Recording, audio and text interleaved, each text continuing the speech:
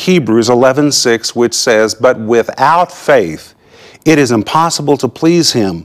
For he that cometh to God must believe that he is, and that he's a rewarder of them that diligently seek him." Most people totally misunderstand this verse. The Greek is completely different than what the King James translation says. When the Bible says without faith, the word without is the word chorus. And this word chorus means to be outside of something, outside of something. For instance, for many, many years, my wife and I lived inside the city of Moscow.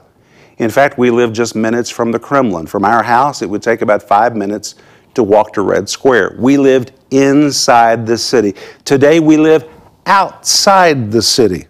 The word chorus, this same Greek word without, means to be outside the perimeters or with outside the boundaries of that. Well, if you understand that's what the word without means, it totally changes this verse.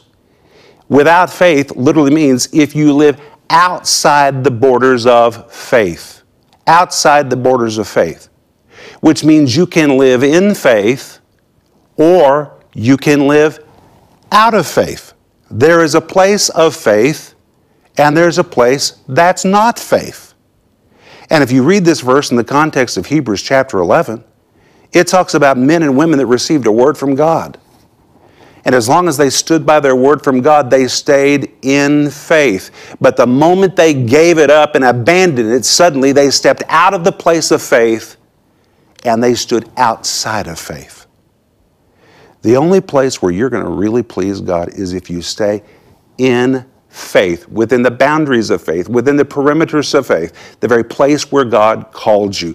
That's where we please God. Doesn't matter how hard it is or how long it takes. If you stay where God called you in faith, that's where you're going to please him.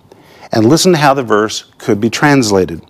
When you live outside of faith, living beyond its boundaries and perimeters, you make it impossible to please God.